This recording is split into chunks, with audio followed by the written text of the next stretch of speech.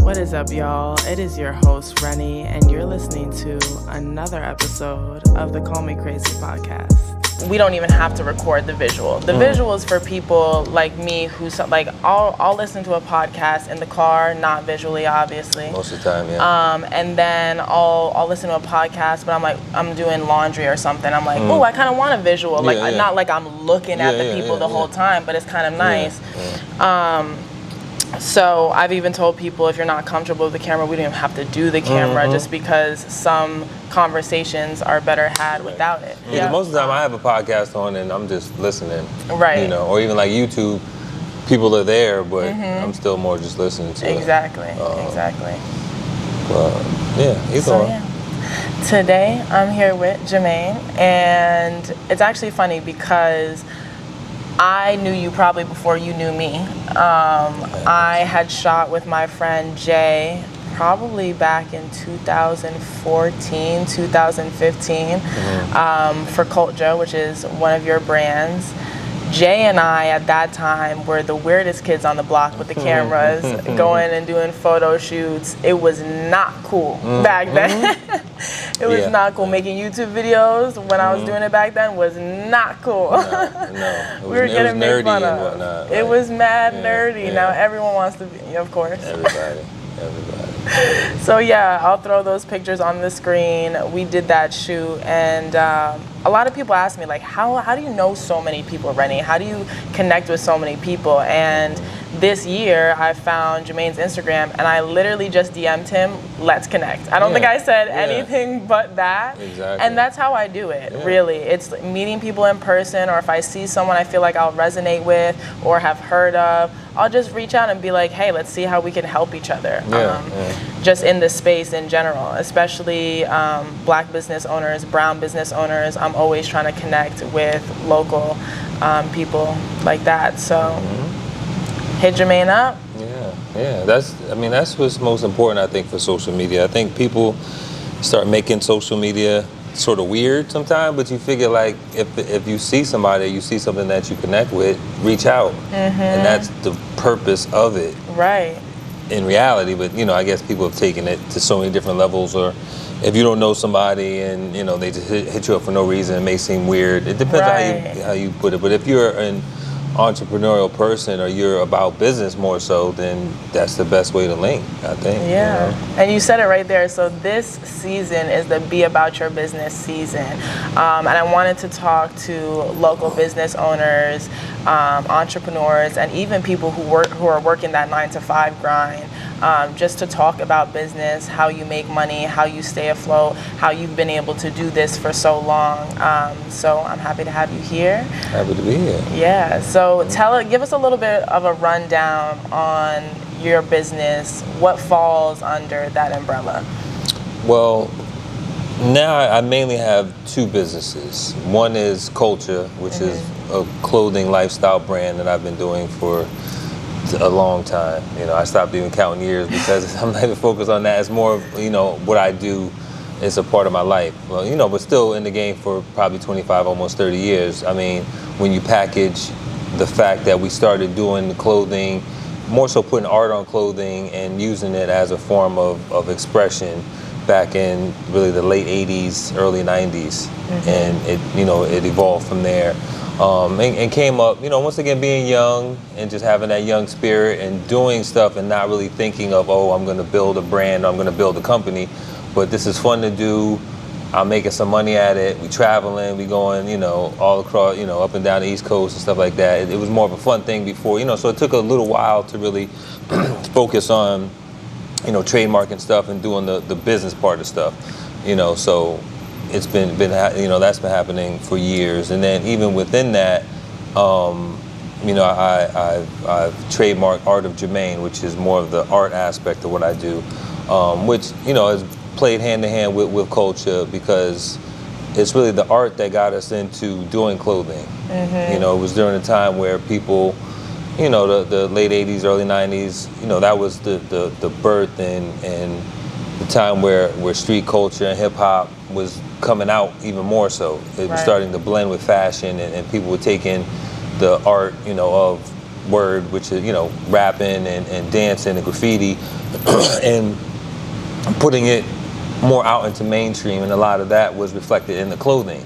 You know, so like I said, we were painting jean jackets and painting stuff, and so it was the art that was going on clothing. So I was always, you know, it went hand in hand, because hip hop really introduced me to art. You know, I got into doing graffiti. I was exposed to art through graffiti, or through street art, you know, which is really graffiti birthed street art. But, you know, prior to that, it wasn't like, you know, I'm going to be an artist, or, you know, my parents took me to museums, and, you know, being an artist, it was like, no, like, okay, you saw Beat Street, you saw Wild Style, and you saw cats painting trains, and being so close to the Bronx and traveling back and forth to the city, we would see, you know, brand new trains, to see fresh walls, and then, you know, having the experience of you know, Africa Bambaataa and Run DMC coming out to Connecticut and performing and doing shows. So we were developing as fast and at the same time as hip hop was developing in the Bronx. You know, we were almost like the North Bronx. Yeah. So we were experiencing all that. So all of that really influenced me, and just, you know, art at the time, or seeing graffiti, made me want to do it. So that's how I got into art, and then, you know, doing art, you know, translated into doing art on clothes. So it developed in tandem. But then at the same time, you know, once I got a little bit older, got like, you know, in high school, or, you know, senior years in high school, I sort of started to separate the two, and, you know, focus on doing actual art, you know, doing, you know, going from doing graffiti on walls and stuff like that to doing canvases and getting commissions, and seeing how it could develop into a business. So that's why I sort of separated, you know, like doing clothing on this side, but also focusing on, you know, doing art as, you know, a trade and as a business. And, you know, since then I've been able to balance the two worlds and make a living. You know? That's incredible. So did you grow up here in Norwalk? Yeah, I grew up in Norwalk. I was born in Norwalk. Grew up here, you know, up until my sophomore year of high school. Then we moved to Virginia, to Norfolk, Virginia. But even then, I was back and forth so much. You know, moving to Virginia at the time, it was sort of not really a culture shock, but once again, like we were just talking about a few minutes ago, it just opened me up to just like another way of life and other living. You know, even though I traveled, you know, a little bit when I was young, but actually living in another area, especially in high school, your developmental years, you know, you get to just sort of see a different type of life, and just, you know, being down in Norfolk and traveling back and forth to DC a lot, and Richmond, and just, you know, seeing that whole, you know, that whole way of life down there, and then coming back and forth up here, just gave me, you know, just a different window into, you know, a different type of life. So yeah, so I lived there for some years, but like I said, when I was down there, I was always coming back up here because I had business here. I still have family here, and a lot of stuff that we were doing was in the city. And business in high school. What is business? Well, I mean, but by that time, that was like, you know, my sophomore. You know, well, actually, I finished my sophomore year, and then my senior year was, I mean, I'd come up here and get incense, go to 125th Street and get bundles of incense, and then go back down there and be selling incense in school. You know, we're still doing T-shirts and selling T-shirts in school. We were doing, you know, like little festivals, street art festivals. I mean, all that was high school. Yeah, I mean, like I said, by my sophomore year, you know, I was still, you know, even though it wasn't well formed, I was still doing stuff and making products just to sell to people. Yeah. You know, and you know, me and my brother, you know, we just the people of that time, and not to say just, you know, black people, the people I grew up with, it was still like a hustle mentality. You know, because I grew up in Rudna Court and in the projects, or quote unquote the projects. You know, and at that time, whether it was for good or for bad, it was like a hustle mentality, you know, and a lot of street money was being made in a lot of different, you know, means and walks of life.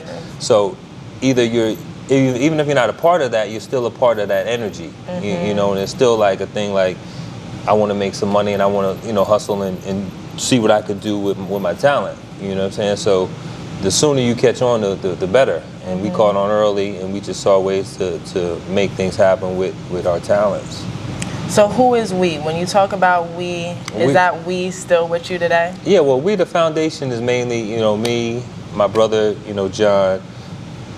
That's really the core. That's who's here now. When we started, it goes back to, one of my main partners was Edwin with Sweep Cruise. Another Edward Walker came up with us. Dame Sawyer, who's now a well-renowned chef, Chef Dame Day. And that was sort of like the core. And then there were there were different levels, because even as we sort of structured stuff then, like we had like the core of us, and then people that would come in and help, and then we sort of had street soldiers that would just put stuff out. It was wild. It was a 90s thing, you know what I'm saying? So you would sort of structure your little small business almost like a battalion or like an army type of thing, you know what I'm saying? And it developed and sort of spread out like that. But but yeah, the core is mainly, me and my brother, we're really the founders. That's amazing. Keeping it in the family. A lot of people say you can't work with family, can't work with friends. It ain't easy, I tell you that. It's definitely not easy, but I think it's important. Because I think some of the biggest corporations that are out there or have family ties. Look at Walmart, or look at Johnson & Johnson. Like, it can happen, but it sort of has to be structured, and it's just a lot of understanding that has to go into it. I feel like with anything and with that, you have to want it. So in order for it to work, you have to want it. I think that's incredible. What made you come back to Norwalk and stay here and build your studio here and build your family here? I think the proximity to New York and just the pace at which things were developing. Not to say that Virginia was a slower pace, it was just a different pace. That even though I was living there, I was still familiar with what was happening up here, and I still had a lot of connections to up here, and I still have family up here and things like that. So it just seemed sort of natural. Like, once I finished high school, and since I was living in Norfolk, which is in the city down there, I started going to Norfolk State University, which because I was in state, in town, tuition. I was living there, so I didn't have to stay on campus and stuff like that. So it was natural just to flow there, which I honestly, at that point, I didn't even really want to go to school, and not to seem funny, but it seemed like school was just holding me back from the stuff that I was already doing in the street anyway. But, for moms or just for, the experience, because that's the whole, going to school to me was more about the experience and the connections that you make, as opposed to just going to school and getting some piece of paper and thinking that's going to save my life, you know what I mean? So it's still an experience, and I still made good contacts, stuff like that, but it was still something that I felt was slowing me down, because I was traveling back and forth a lot. So by the time I sort of got a good motion, it was like, all right, well, I'm going back up top to see what I could do up there. Yeah. And then, as soon as I came up here, I think we opened our first store. Because even when we sort of flip-flopped, like my brother had went down there to go to school, then, my mom's wanted to get out of town, so we moved down there, and we still have family, in the area down there. And then at a certain point, he came back up here, and then I was down there, so, but we were still doing business. I would send him product, he would move product and stuff like that, back and forth or whatever. So we still had, the momentum going up here. So when I came back up top, the demand was sort of requesting that we were more accessible. So we opened up a store, because we were selling stuff out of the trunk of our car. That's like the classic story of, selling out the trunk of your car, which we were literally doing. But, so then we had the idea of opening up, a store, which is more like a showroom and just to be more accessible. So we did that. We opened up our first store on Washington Street. I think that was like 94 or something like that, 93, 94. And then,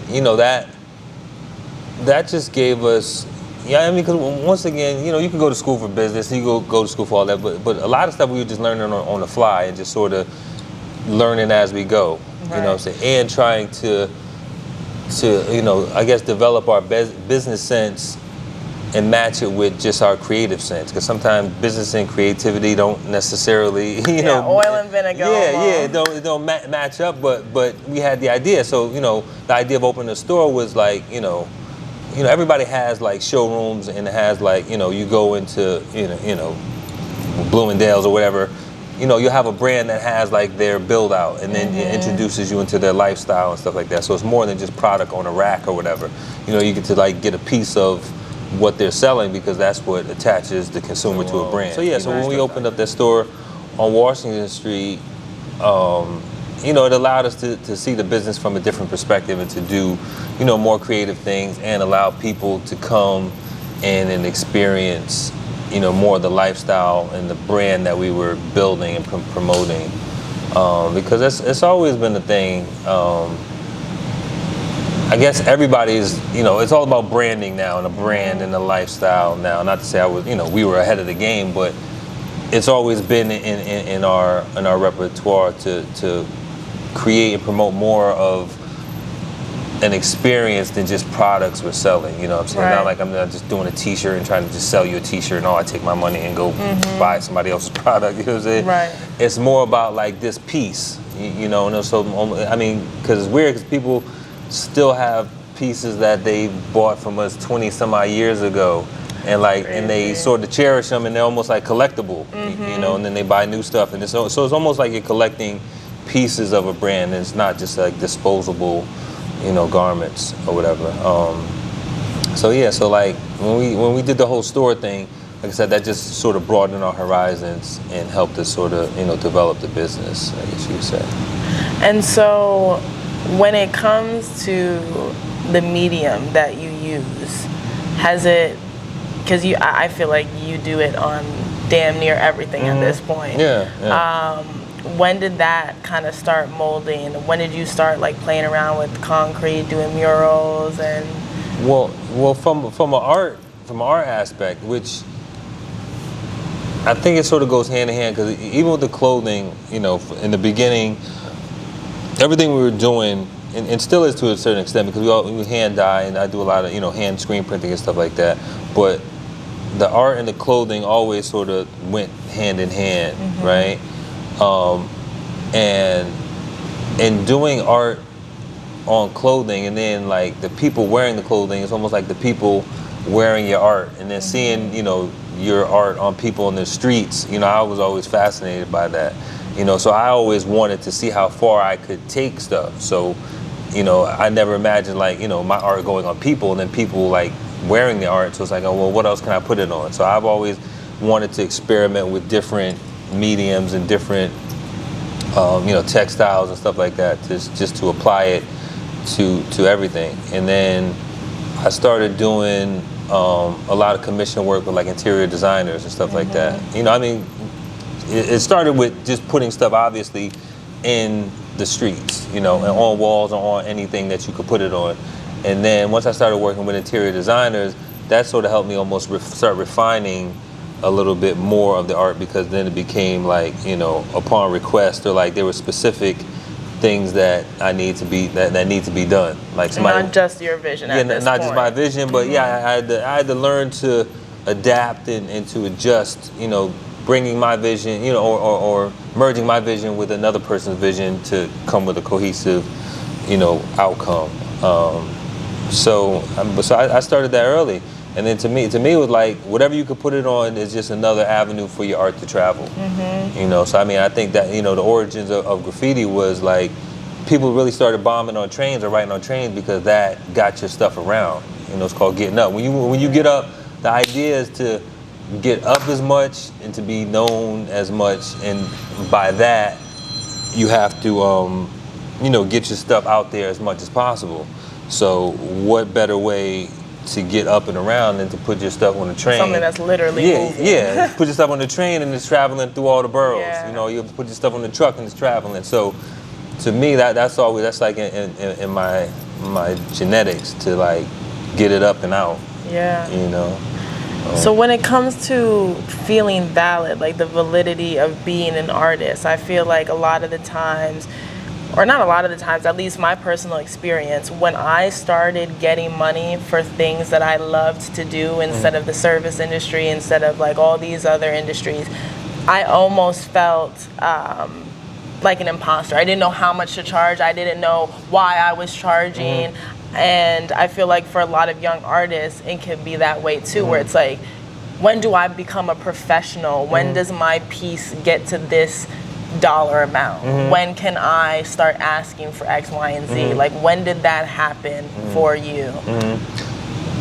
Well, I mean, there's a couple answers to that question. I mean, even you know, coming from a monetary aspect, to me it was just about establishing. I mean, you know your worth. You know, your worth. You're priceless. You know, everything you do is priceless. But it's like establishing, you know, your worth in a certain market. You know what I'm saying? It's like there's ways to quantify and be like, okay, well, I spent this much on materials. It took this much time. You know, you can do all of that just to sort of get a base value. You know, Right. But like everything, the price goes up. And once it goes up, you establish that price, and that's just what it is. You know, as it goes up, and especially, you know, in the art world, once people start collecting your art and you establish that this is the value of, you know, what I say it is, and then you start selling for more and more, then that's how you sort of establish your pricing. But then the market can start saying, well, we think it's worth more than that, you know, and then people can start setting another bar that you weren't even necessarily looking at. But once that bar is there, then that's what it's about. You know what I'm saying? I mean, Basquiat and certain, you know, certain pieces are worth millions now, but you know, when Basquiat was alive, he was giving stuff to people for, you know, for whatever, you know, for a meal or something like that, or just blessing people with stuff. Now they're, you know, the market has determined that based on the history and all the politics that go into it, that this is the value of the art, you know. And I think as artists, we shouldn't be afraid to establish that, because, you know, like you're saying, there's always that contradiction of art and wealth. As the artist, nobody else has a problem getting paid off of art, but when it comes to us, we should feel some kind of way if we're making money off of our art, which is weird. You know, I mean, I think now people are getting a little bit, you know, they're brushing that off, but I think sometimes now people are putting the cart before the horse, and they're trying to just come out with these prices, and you haven't established your craft, and you haven't established your place in the market, and you think that just because something is selling for whatever, I should just do this and put it out there. And you know, it's all about the craft, man. I mean, especially with me, I mean, maybe to a fault, I've always wanted to be about what I say I'm doing. You know, 9 times out of 10, I want my work to speak for me before I even get there. So when you see it, it's like, okay, I rock with that. Oh, and then this is the person that does it.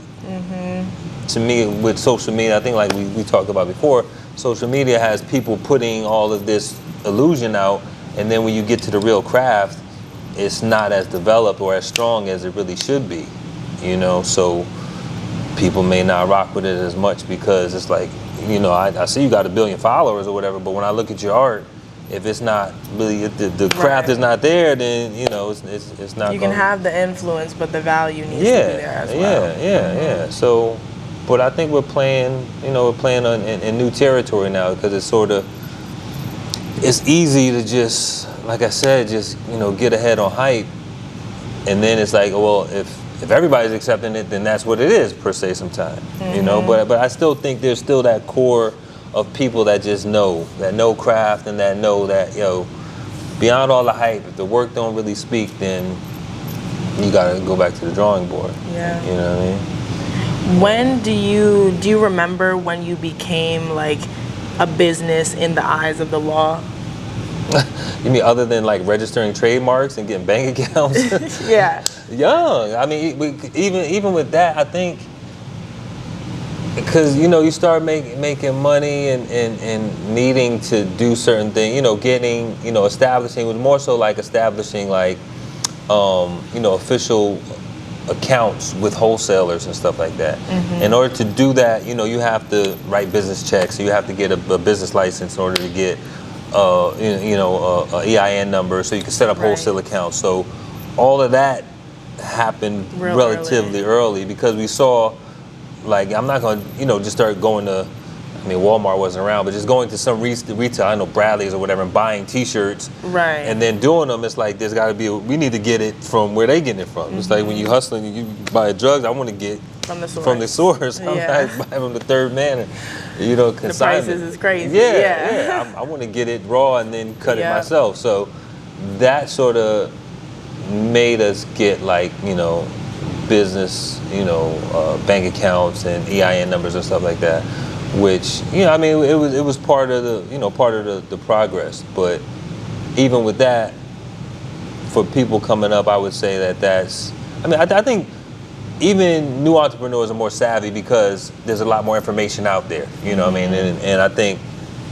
you know, it's pop-ups and stuff like that. Everybody's offering, you know, trademark your business, you know, so I think the language of business is out there a lot more now than before. Before it was esoteric. You had to like, go and find a trademark lawyer or look in a phone book or something. You know Definitely. what I'm saying? That's what I was just about. My next question was going to be, where did you get that knowledge from? Because... Well, trying to get wholesalers. I think it was more so because we used to go to the city and cop like downtown, like you know, in the village, or like, you know, on like Orchard Street, and you know, down where we had the wholesalers, you know, and then you would go there, and some people would let you in, and some people would be like, no, if you don't have a, you know, a wholesale number or something like that. So then it was like, okay, well, we need to get that in order to get what we need to get.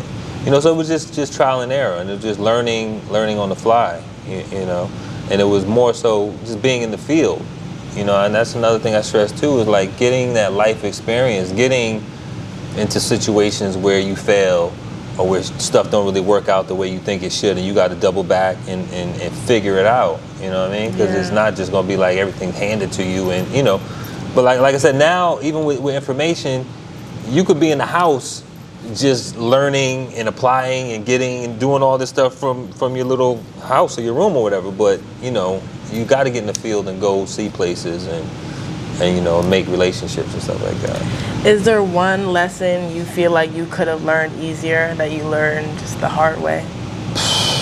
I know there's a lot of them, but like if you can think of one.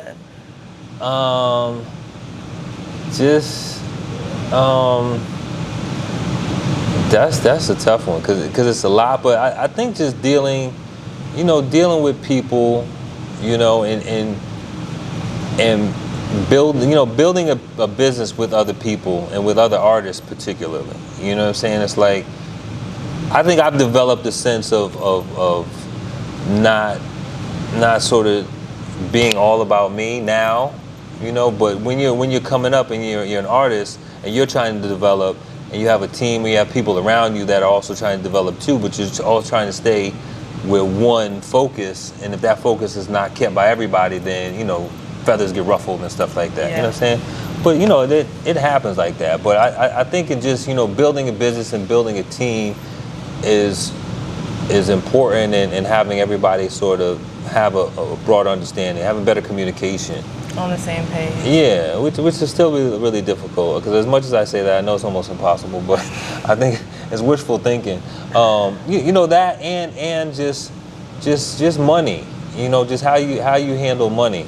You know, I mean, but when you come from not having money and you don't have like people to coach you and say, you know, you should do this or shouldn't do that, you know, fast money goes even faster. Yeah. You know, but I think, you know, I think we learned. It wasn't just frivolous stuff, but just, you know, just certain investments or certain things that you coulda, shoulda, woulda done earlier might have turned out to be, you know, reap better benefits later down the line. But, you know, just some business things I would have done better, and some, you know, team building. But I think all of it sort of happened the way it happened, and it's necessary because there's no formula. You know what I mean? I mean, multi-million-dollar companies, they have, you know, retreats for the team to go and build, you know, communication. To fall back and I'll catch you and shit like that. And it's like, and then it still don't work. You know what I'm saying? So, I mean, being some kids from the project, I couldn't expect, you know, just to have it all, you know. And there were some adults that tried to guide us and stuff like that. But like I said, even then, you have to learn. You got to learn. You got to get them scars. You know what I'm saying? So that's what I would say. This is a little bit of a niche topic, but something that I love about you when I see you out at events or anything, you know, to do with getting suited up, right?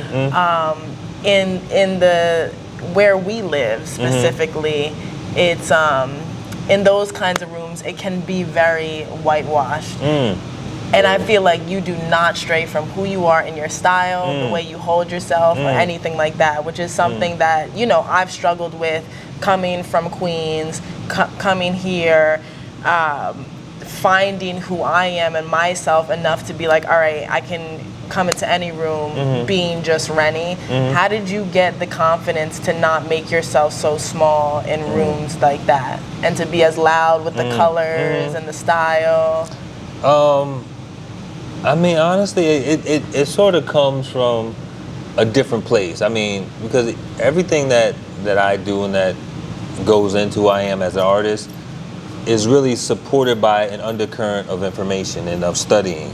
You know, I mean, even coming up, a parallel development of coming up, you know, doing art and stuff like that was getting information, was studying, you know, the Nation of Islam, Marcus Garvey. I mean, and not just, you know, black topics and black stuff like that. You know, I mean, but we study, you know, everything from, you know, communism to capitalism to, you know, I mean, just studying and knowing, or at least getting a sense of how the world works and your place in the world, and building, you know, your confidence in who you are as a person in opposition to a world that, for whatever reason, as a black man, a black woman in this world, is against you 9 times out of 10.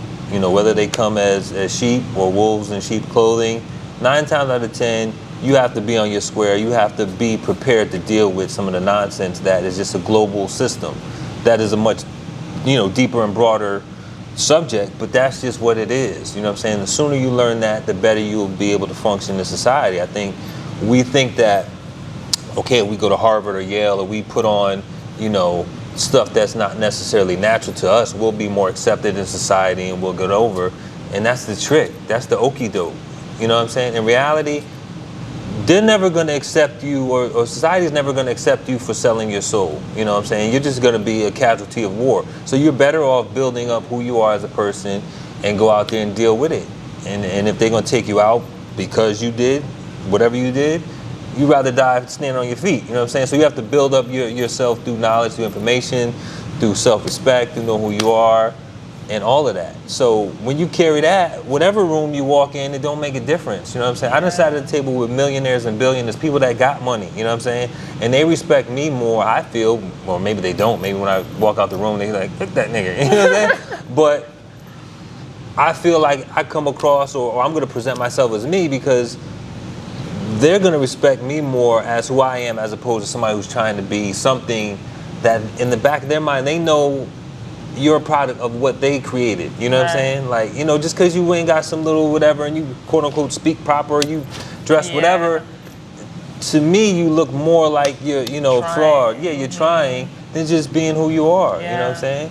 And part of me being who I am, and it may seem cliche, is knowing my history and knowing the history of the world. You know what I'm saying? A lot of stuff that we're caught up on, you know, slavery and blah blah blah, is important to us, but we go so far beyond that. You know what I'm saying? We set up institutions and universities and thousands of years, you know what I'm saying? So when you come from knowing that, you're not gonna make yourself small, you know, regardless of what's going on.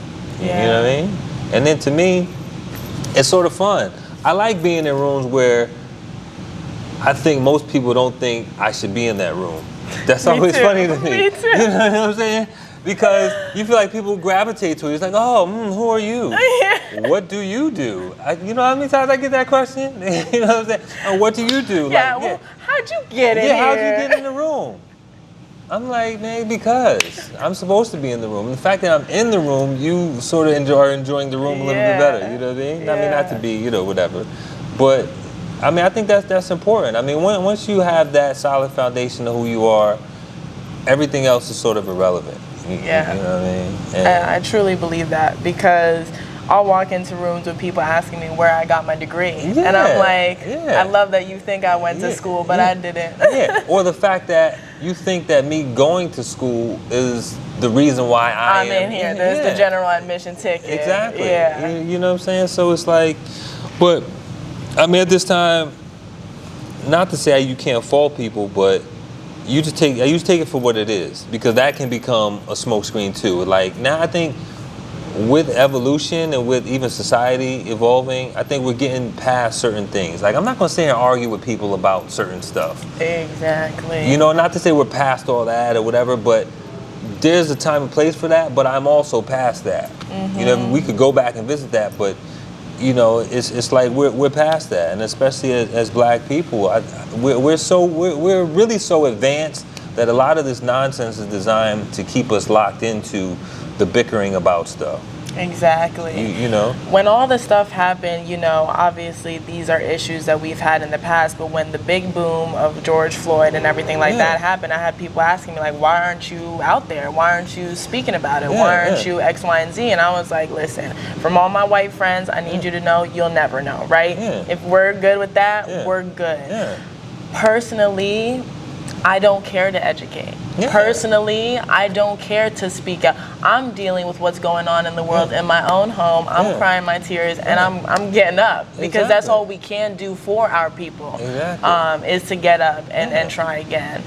But you know, I commend everyone who was out there. And I mean, and also I see it as an okie doke. You know, like I said, when you study the '60s, you study COINTEL, you study.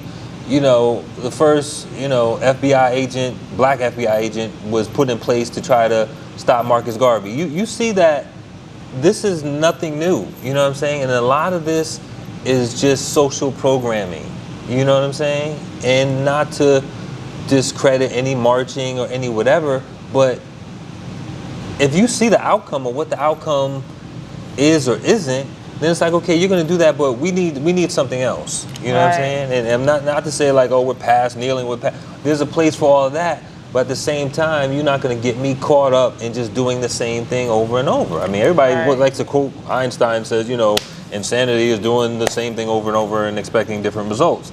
But people, you keep doing the same thing and expecting different results. Exactly. You know? I don't personally think posting on social media, talking about that's not going to give different results. What I'm going to do is build my black business, teach black children, and continue and get to that. Get to a point where you have enough power. Power is never given; it's always taken, or it's strategized to be taken over. You know what I'm saying? So once again, if you're not in a position to make no real power moves, everything else is just like it's like a release valve. And then to a certain point, even now, I mean, just the sadistic way society is set up, people, it's black pain porn, man. People love to see our suffering. And people expect to see our suffering, and it's like people love it. And you're not doing nothing about it. So that's become a whole different other weird thing, man. Watching people get killed and shot by the cops and stuff like that. It's a weird form of social programming that I'm not into, you know. And like you said, it's about building what you do and getting in a position of power to be like, okay, well, we're going to subtract $1 billion from your economy with the snap of a finger. If that happens, you see how quick stuff stops and shit slows down. But until then, it's like you know, and that's just me learning from experience. It's not a cop out, but. Come on, man. You can't sit here and look at certain things over and over and not develop a different, you know, way to go about it, because you'd be stuck, you know. 100%. So that's, but you still gotta have a voice. I mean, we're still black, and it's still, you know, it's still ways to go about it. But even like I was saying, even with technology, and I think there are certain, you know, sectors of us that are developing new ways to go about stuff. We have a new technology at our hands, so we could use it for different things, for new ways. For newer solutions, you know, so I think that's happening. But the same old, like, you know, just getting upset and marching and yelling, and you know, it's like, come on, man. Yeah. You know, but we'll see. I mean, until then, we just gotta keep it going. Gotta build business. Be about your business. Exactly. You know what I'm saying? Now, do you control that through an app? Huh? Do you control that through an app somehow? It's so crazy. My last guest told me, he was like, oh, Ren, do you like put that? I was like, oh my God, I forgot that was a feature. I can literally, I just have no memory on this on this card. There's no cards in here anymore. Yeah, on the phone. Yeah. On the phone. What was that, 256? Yeah, maxed out. I know, my shit's the same. And then I go and dump stuff, and then on the iPad, there's about 15,000 pictures on there. That's all. I got the iPad just to be a vessel for client stuff, because I was like, I can't do this personal looking through. No, I got an iPad just for like dumps. Yeah. Photo and video. And then even that is like crazy. And then you buy the 2 terabytes of iCloud storage, and that ain't enough either. Going up to the cloud. I'm just like, Apple got us in a chokehold, because, you know, I feel like the Android What's is the kind of limitless. Yeah, what's the max on the Android though? I think they still have the chips. I think you can still get like a super big chip so you and put it in there. Chip and Yeah, like a 2 terabyte chip. But the thing is, everything that we do is designed by Apple. Yeah.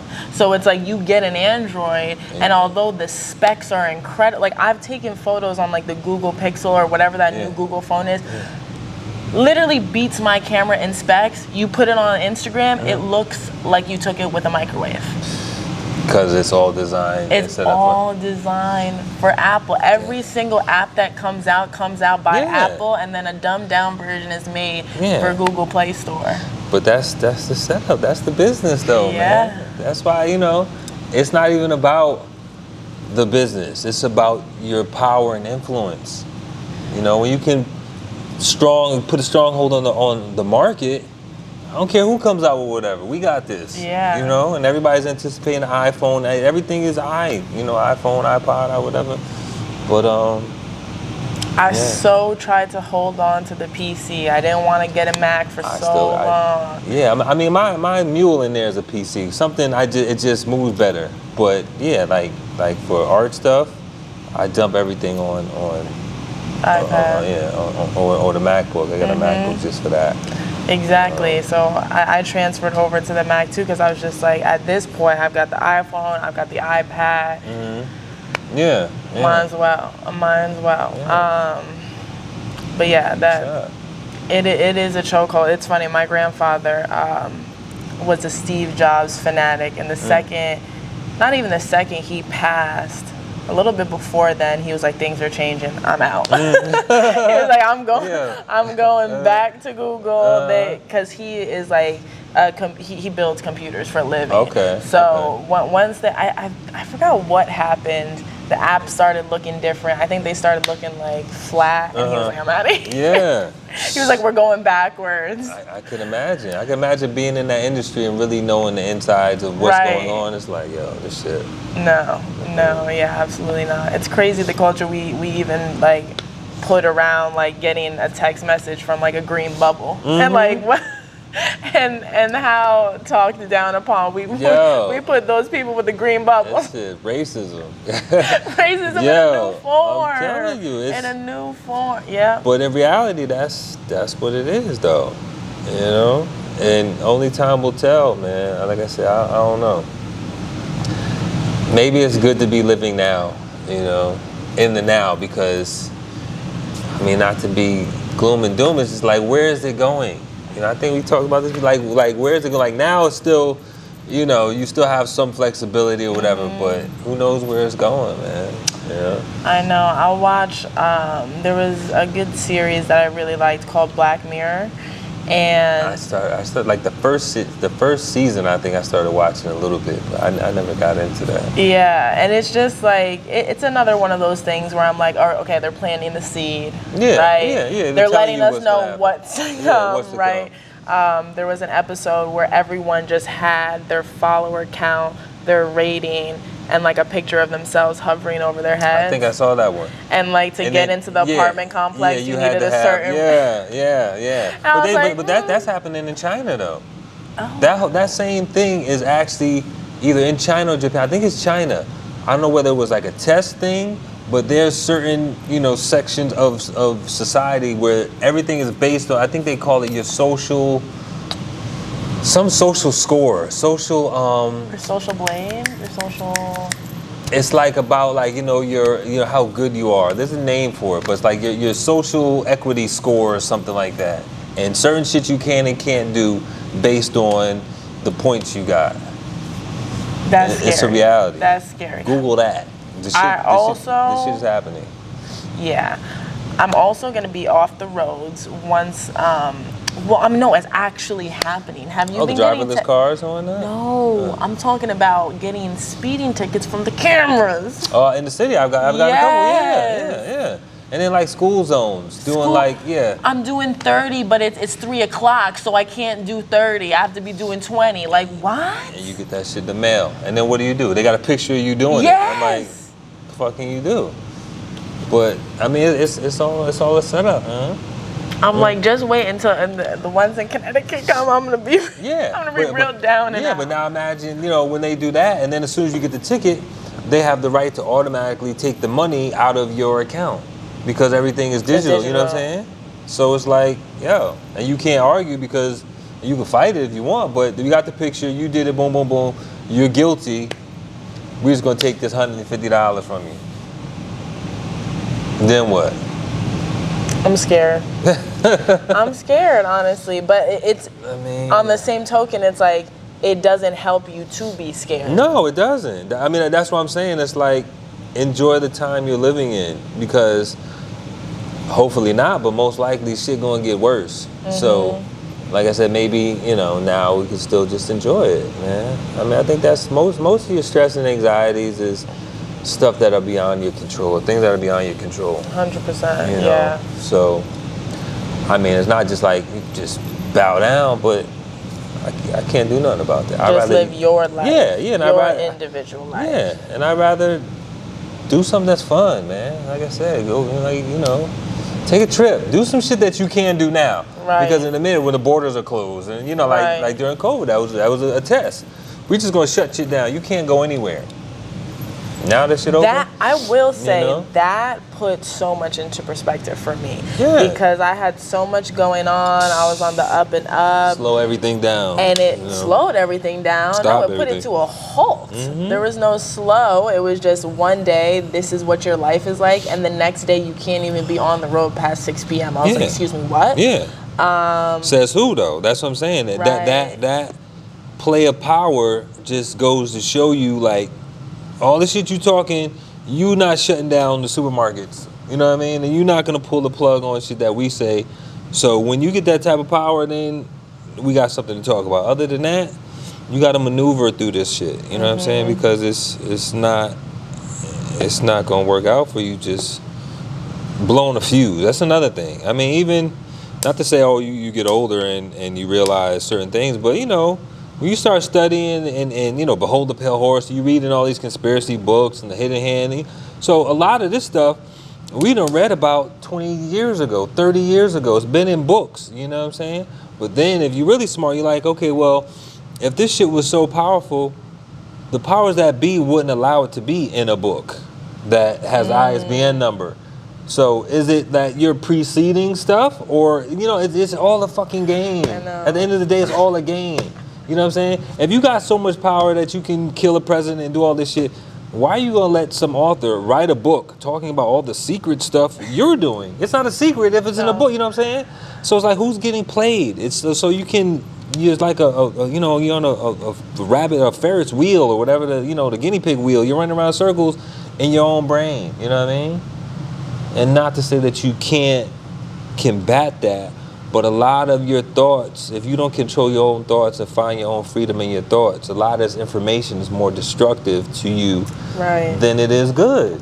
Yeah, that's why I stopped watching the news, to be honest. Yeah. And some people call me naive, some people call me ignorant, you don't know what's going on in the world, but quite honestly, I don't want to be. I don't want to. I can't control it. I'd rather know what's going on in my life with my people and figure that out, because quite honestly, worrying about what's going on over here and over there, someone's getting shot over here, over there, like I can't fill my brain with that. It is not productive for me as a person. It's not healthy.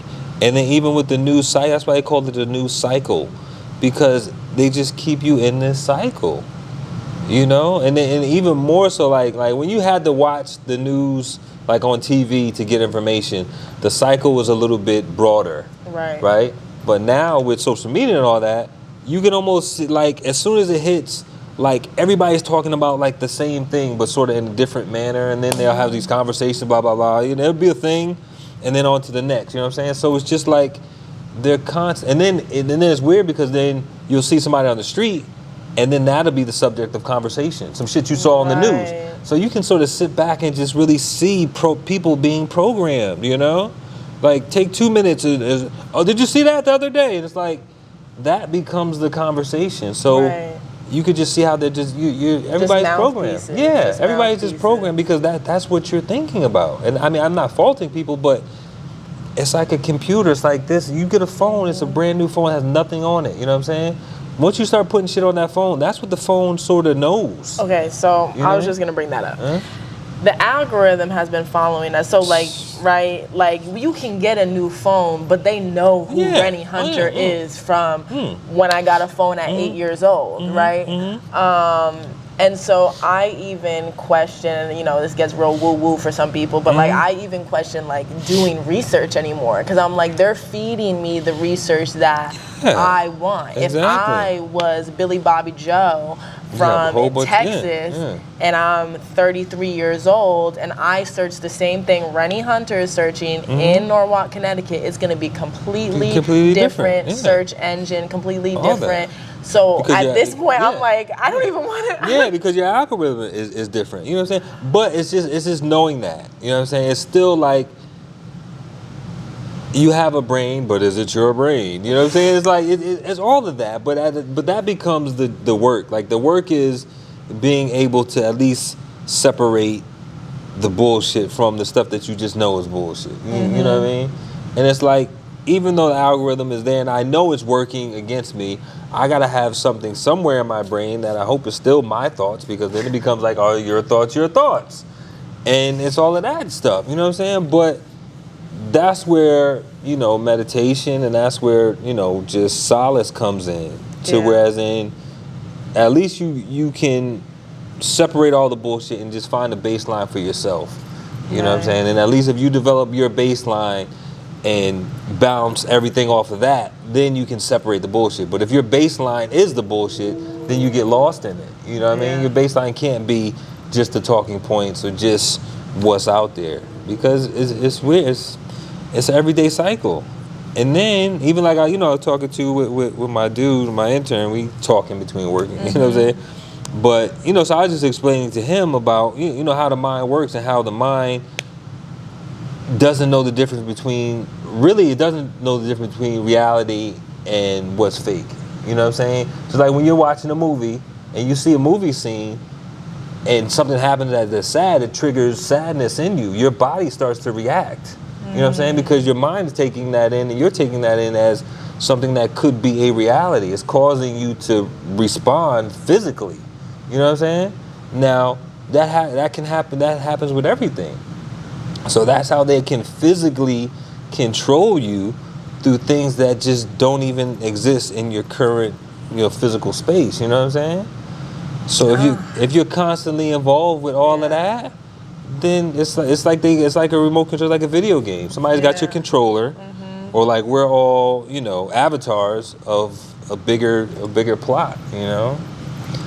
But I feel like we could go on for days, because honestly, like thinking about the kids who are acting and evoking that fake emotion for a like the child actors, Jesus. Like for a movie. You think about the person that's so engulfed in what feels like reality, but you think about the people that had to put on the show, and then you think about the undeveloped brains who had to cry and who had to feel like they were so sad when in reality it wasn't their reality. Oh my God. No, but you got to tap into that. But that's how heavy the brain is, man. And everything is the mind is all. And if you can control somebody's mind, you don't got to worry about their body. That's another thing. And so it's like the pimp game. You know what I'm saying? You get into somebody's mind, all that extra shit is whatever. You know what I mean? Wow. It's all about the brain, man. And that's something that I feel like if you don't go through it, you can't really reason with it. The mind manipulation. Or really know how deep it is. Like you're saying, it's one thing with reading a book and reading all this, but unless you really go through something, you're not gonna understand it. I mean, that's not to say as you have to, because sometimes you want to understand it from the outside, just be like, all right, I get it. Because sometimes you don't come out of going through it. Some people a lot of people like method actors and stuff, they want to go and experience, I want to do heroin to really know. So then in my role, I can really be, but sometimes if you can't kick that habit, you fucked up. You know what I'm saying? I'll front, so I'll try to be a hell of an actor on certain things. I don't feel like I gotta go and shoot no dope to really. Right. Nah, I'm not doing that. But it depends on the person. Yeah. You know, in the situation, man. Truly. So what's give me like top 5 books that you feel like should be read? Damn. Because you rattled off about like 15 under your breath today, so I'm trying to figure out what's the top 5. I mean, it depends on what subject matter. You know what subject, because I mean, once again, it's like you gotta take everything with sort of a grain of salt. You know, I mean, I think certain books were good for certain times. You know, certain books are good for certain phases in your life. You know, that's why, you know, some things like I think of now, but when I read them, where my mind was at, they had more of an impact. And like now I think of it like, okay, well that, you know, is whatever. Right. But because I got here, but when I was reading it, it was like, oh man, this is the best shit in the world. You know what I'm saying? So it sort of depends on where you are. You know what I mean? It's like, you know, like African Holistic Health by, you know, Layla Africa is a good book. That's like a good health book. Mm-hmm. You know, I mean, Philosophies and Opinions of Marcus Garvey, you know, that's like, you know, I think that's a good book just to get some sort of Pan-African, you know, principles, which a lot may be obsolete, but it's good to sort of have that as a base of just philosophy that you may have now, of just putting, you know, yourself and your people first. You know what I'm saying?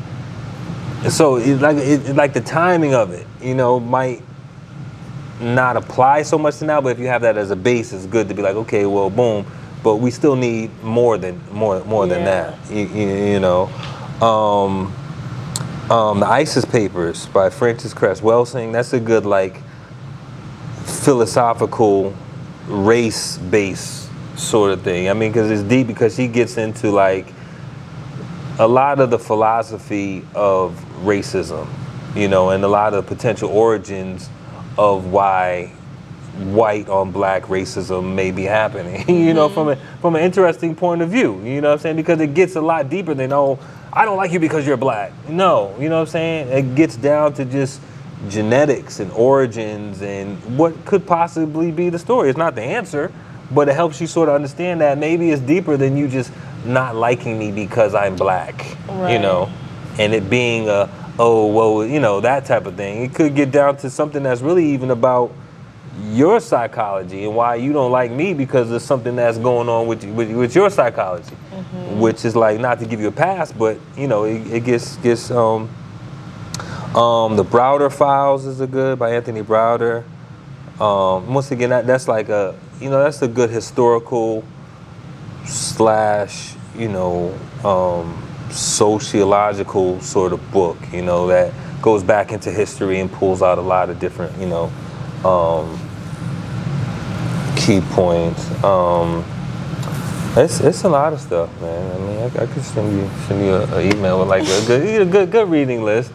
I mean, but books as well as movies. I mean, to me, I always like reading, but sometimes watching sometimes a movie can do, I know people always say the book is always better, but sometimes the movie, I think, can give you a more, you know, more well-rounded sense of perception sometimes. Because you know, you get, you know, sound, you get sight, sound, you know, it may affect you a little bit more. And a lot of the nuances in movies sometimes can help explain stuff, you know, a lot better. You know, The Spook Who Sat by the Door, it's interesting. I mean, I'm a science fiction buff, so, you know, like THX 1138 is like a good movie. That's like George Lucas is one of him and Spielberg worked on that, but that was like one of their movies that they worked on in college. That was like their whole college thesis type of things. You know what I'm saying? But it's a wild dystopian type of futuristic movie, but it just goes into a lot of what it seems like this society may become, you know, in the future, which a lot of movies do, but I think that does it in a really sort of like pure way. It's a lot of stuff, man. It's a lot of stuff. But I think that's focusing and just learning and just developing your mind, I think, is more important than focusing on what's going on like now in current times. You know what I mean? If you're gonna waste your energy, waste it on something that could do you some good than just scrolling. You know, which we all get trapped. That rabbit hole is crazy, man. You see something and you just go down that hole, and it's like, you know. This morning I'm like 4 a.m. I'm like scrolling. It hits 4:30. I'm like, all right, I gotta get up out of that. I gotta get out. Took the dogs to the park at 5 a.m. just because I was like, listen, we can't. Yeah, man, but it goes back to it's the trap, man. It's the trap, and it's hard for me, especially because I quite literally make money through Instagram, right? So when I think about like, okay, you make a post, right? Like I'll check off of my to-do list making a post, but then I'll be like, oh my God, this isn't real life. But then I'm like, but I also make money from this. That's my job, you know. So it goes both ways. Like I said, this is uncharted territory. It's uncharted territory, and I mean, I know they have some sort of, you know, statistics as, you know, what the mind, how the mind is affected by social media. There's a lot of that now, but it's not gonna really come out until we see how it is real. I mean, because I think it's really physically going to change human nature. You know what I'm saying? How the brain develops. You know, the body is adaptive. So if you're not using certain things, they stop working. You know what I'm saying? If certain parts of your brain you ain't using no more because you're relying on Google, then that function of your brain may stop working. So you're gonna start seeing physical results of this whole social media thing, I think, starting to happen to people, you know, years down the line. Oftentimes I'll watch like a reel and I'm like, can she get to the end? And I'm like, bro, can she get to the end of a 7-second video? Like, Renny, relax, take a minute, take a breath. But then I catch myself, I'm like, this is a product of that, truly, because the content just keeps getting shorter and shorter and smaller. And it's blips. But then that also allows more content, like the shorter content, the shorter the less time it takes for you to accept some content, the more content you can take on. You know what I'm saying? So if you got 2 minutes, you know, before you used to sit there and watch 2 minutes of one thing for you to get it. Now if you get it in 10 seconds, that means you can squeeze however many 10-second clips into 2 minutes. So you're taking in more content in less time. You know what I'm saying? And I feel like the motherfuckers is stuffing more and more and more and more. You know? But like at that point, are you even taking it in? I think to a certain extent. I mean, because it's like subliminal programming. You take in more stuff than you know you take in. You know what I'm saying? Because the subconscious is quicker than you think. You know what I'm saying? So I think they're on that level now. To whereas now it's not even about you enjoying it or whatever. It's about the subconscious programming that we can really, now we know we can do it in 10 or 5 seconds as opposed to 2. You know what I'm saying? 2 minutes or a minute. So, because that's what it's all about. It's not about like you enjoying this shit. It's all fun and games now. You know what I'm saying? Until it becomes not about fun and games, you know? But we'll see. Like I said, I mean, I think there's ways, it matters how you use it. You know what I'm saying? There's a lot of gloom and doom, but if you get a solid base and then you figure out a way to use it for the better of at least you and the people around you, and you can block out a lot of the bullshit, that's how, you know, individuals, I think, are gonna be able to prosper. But as a whole society, it's always proved society is like, it's a wild beast, right, man. That's why like I recycle, but I don't tell other people to recycle, because I'm like, we're not moving any needle. Just do what makes you feel better. For me, that's what makes me feel better. If I get a little sense of dopamine, if I get that dopamine hit when I put the recycling bin, that's just for me. That's for me. Once it leaves here, I know what the fuck y'all doing. She's on fire. She don't care about me. She don't care. She don't care about none of this shit. Save the planet, fuck that. The planet gonna be all right. It's y'all that might dissipate in the fire. She will rebirth. Exactly. She will be fine. Exactly. 10 million years later, it's going to be some new greenery popping up and some more, you know, single-celled organisms, you know. But until then, and I don't know, not that you lose hope in humanity, but all that, can we all get along and all that? I don't know, man. It might be too far gone for that. So you got to develop your tribe, develop your happiness, and do shit that makes you happy, man. You know? Yeah. In the meantime, you know, try to get you a business, be about your business, and be able to be in a position where you can make moves. You know what I mean? You can't make moves if you don't have no power, and a lot of times power is dictated by finances. Money, Yeah, I mean, your finances and your connects too. You know, like being back in them rooms and whatnot. You know, just being in certain rooms and having certain connects, that allows you. Because even you find that at a certain point, people, you could have a whole lot of money, but if you don't have those resources or don't have certain people to make them calls, it ain't gonna do you no good. And sometimes if you can make that call without the money, it's more powerful than having the money. You know what I mean? Yeah. Like if you got certain people that's on your team, like, yo, listen, I need to do the boom, boom, boom. All right, I can make it happen for you. Ain't no money exchange. It's just boom. You know resources. What I mean? Yes, it's resources, man. Yep. I think from that, I'll leave them with this. Find the one thing that you can barter. If you're starting out, like something that really helped me was just knowing what I can bring to the table instead of asking for something without giving in return, right? So once you find that thing that you can give in order to take, I think it helps and it gets a lot easier. Definitely. And because you have to be about, that goes back to what we were saying earlier, it's just being about your craft, you know what I mean? Being about, like, people have to want to rock with you. You know, I mean, not to toot my own horn, but I get a lot of calls and just people reaching out because they see the work or they know the work, you know what I mean? And whether you know, it's a barter system or it's just having that value, that you're going to bring value to whatever the situation is. Whatever room you walk into. Whatever room you walk 100%. in. Yeah. 100%. I like, again, and I feel like this goes back to social programming, because I'm about to say, not to be vain, but not to be vain, every room I walk into benefits from me being there. Yeah. And once you know that. Yeah. And that's a good foot to step in with, because it does, and you should have that value of yourself.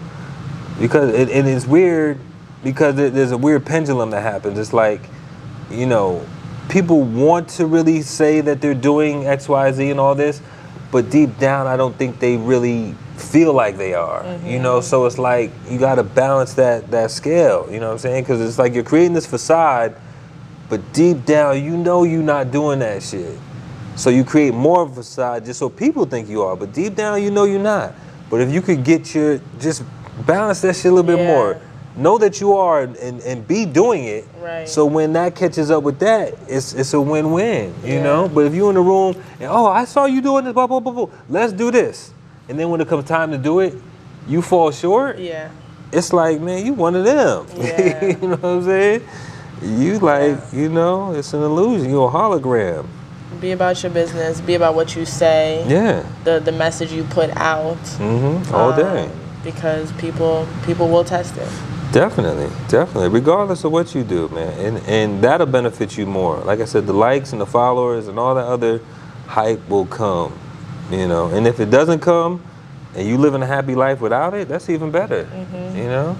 Because, you know, sometimes people get built up and then they have to live that facade. Now you have to do that, you know. Now you can't be seen someplace with just sweatpants on and you know whatever, because you done built up this whole thing. Right. So, I mean, that's another thing we were talking about the other day. It's just like, no, I was saying we were talking about, like, you know, just the price of fame.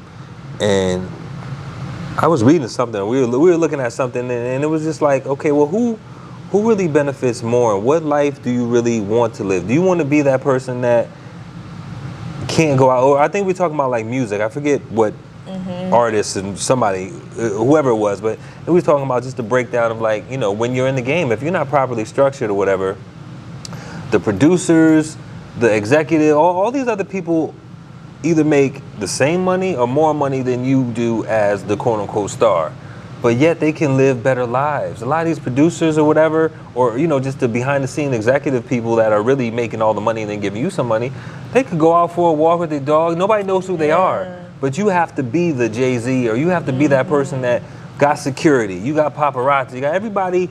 You can't go out in the park and take a piss without somebody taking it. You know what I'm saying? But yet, that's fame.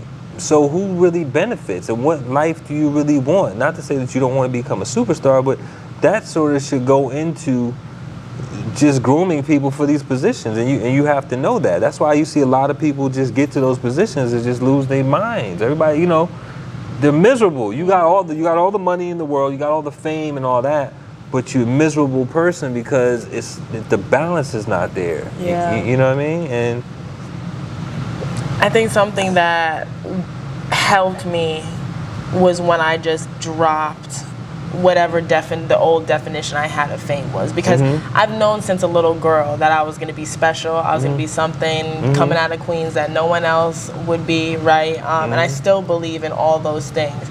Now, those things were model, actress, singer, all those, star-like figures. For me now, fame and the fame that I want is just influence and impact and having a platform to help people. It is not necessarily to be famous, but I think what I'm doing now, which will help me if I ever do get quote unquote famous, is like I go out to the grocery store looking bonnet, right? The clothes I just slept in, right? This is me. I do that at my whitewashed dog park where I'm a fly in the milk. I don't change for anybody, and I don't get out of myself for anything. So like I'll put on makeup if I'm feeling like it, right? But 95% of the day, of my days, I don't, right? And it's just setting that expectation and setting that bar. If you're setting an expectation in a bar, like some people do like to dress to the nines every single day, and that's truly them. Yeah, if that is you. If that's truly you, then you won't have any problem keeping up with it when you're getting paparazzi. But if that isn't you, like I'm gonna be the Adam Sandler, like I'm gonna be out here looking crazy, and that's fun because he doesn't care. But see, some of that also is a cultural thing, and then some of that is also, I mean, when you in America, everything deals with race to a certain extent. You know what I'm saying? And there's many different levels, but maybe that is, is how certain people get there is based on giving pieces of their soul. You know what I'm saying? Like Adam Sandler can do that because he's got a different walk of life. You know what I'm saying? His trajectory was different than maybe an up and coming, artist, music artist, or even socialite or whatever. You know what I'm saying? But you have to choose your battles or how you're gonna walk. Because it's easy to become a prisoner to it. But like you saying, like you do, if I start off doing this, then this is what you're gonna expect of me, and it is what it is. But it's having that wherewithal to do that. But a lot of people and a lot of just the industry says, this is how you get famous, and you do this and X, Y, Z, and then you become famous. Now that you're famous, just deal with it, But Something funny that I remembered was when I think it was when high school first started, I was like, oh, I'm gonna wear makeup every single day, right? And the day that I didn't wear makeup, my friend Daniel came up to me. He said, Renny, are you okay? He was like, you look real tired. And that's when I kind of was like, oh, it makes a big difference. But now, because people know me to never wear makeup, they never say I look tired without it, right? Because you've established that this is baseline. me. Now probably when you wear makeup, it's like, oh, you like it, but you going somewhere? Are you doing something? Like, is there a special occasion? Right. Nah, I just felt like putting on makeup today. Exactly. And I don't do it for anyone or any reason, whereas like even a year ago, I could say I only wear makeup for photo shoots. I don't even do that now. It's literally whenever Renny feels like taking that 20 extra minutes to put something on my face. But you've established that, and some people can't do that, All right, so let's leave it with this, because honestly, if y'all want a Jahmane and Renny podcast, y'all can have it. we could double up. My timing is strange, but I'll make time. I can make time. So, 2 questions. What is the definition of an entrepreneur to you, and do you consider yourself one? An entrepreneur. I mean, to me, that's sort of a broad. It's it could be seen like, you know, from a broad term. I mean, anybody who can make money for themselves, which is really loosely, it's those loose words, to me is an entrepreneur. Anybody that takes the initiative to use the talents they have to make money or to financially support themselves, to me can be considered an entrepreneur, you know, just from a base level, you know. But I think in order to be a successful entrepreneur, depending on what you're, you know, once again, success is a loose term, but maybe to survive or thrive as an entrepreneur, I think it's somebody that is really wholly dedicated to what they're doing. I think, you know, because some people just, you know, I could go buy, you know, a 24 pack of waters, go out and sell them, and hey, I made some money, I'm an entrepreneur, you know. But I think of, you know, the truer sense of an entrepreneur is somebody that's really dedicated and that has a passion in what they're doing, and even more so is creating something out of their entrepreneurship, you know, other than just taking one thing and selling it and boom, but is developing ways to make what they're doing better, to, you know, create a different vibe around what they're doing, you know, and that has that passion and that almost has that life dedication to what they're doing, you know, and that can almost create something that even somebody else can take and make a living off of, or make better, or continue, you know. Yeah. So I think it's just, there's levels to it, but the more the more you can expand on what, you know, you're creating, I think makes you, you know, makes that title stick to you a little bit better, you know. Because I think, I mean, anybody that takes the initiative to just try to do something to make money for themselves, I think it still takes a lot, you know what I'm saying? Because we're still programmed to go to school, learn something to get a job, to pretty much work for somebody else, you know, to get a paycheck, which is nothing wrong with that. If that's, you know, I'm not knocking that. I've done that on several occasions. To a certain extent, I do stuff that I, you know, expect other people to pay me for, so I'm still getting paid. You know, you can see it like that.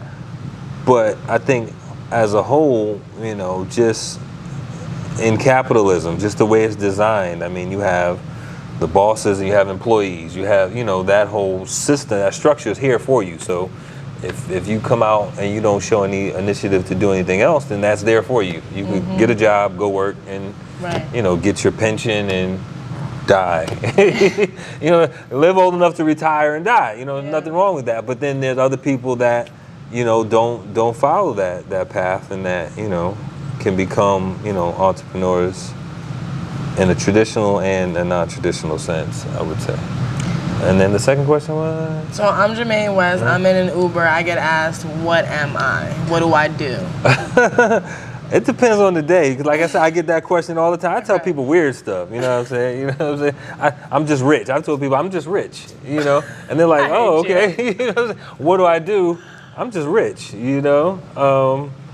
But, I mean, a more truthful answer, I mean, you know, I'm a designer, I'm a business owner, you know, father, I'm a whole lot of stuff too. Depends on who asks me. You know, I think the artist in me, I get off on sometimes just seeing what people will say after I tell them what I say, you know, because it's sort of irrelevant most of the time, you know, but yeah, I mean, you know, straight answer, you know, I'm an artist, designer, you know, philosopher, teacher, stuff like that. Wow. Thank you for your time. I always appreciate it. Well, definitely. I appreciate you, you know. In our conversation, and I'm sure, you know, the people who are going to take something from this will see it. And the people who can't take anything from this, well.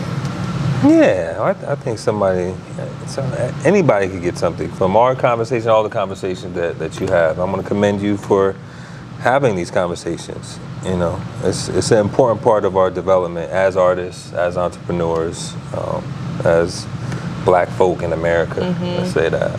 Yeah, for sure.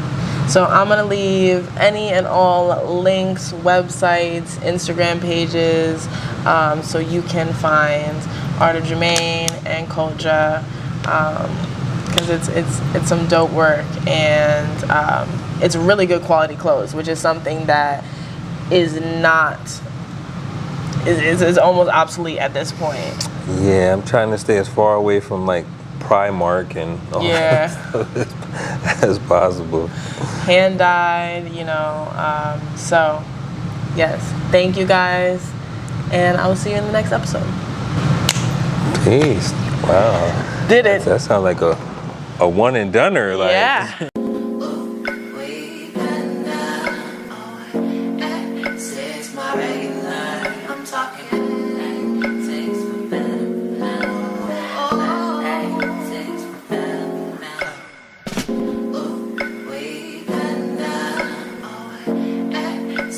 My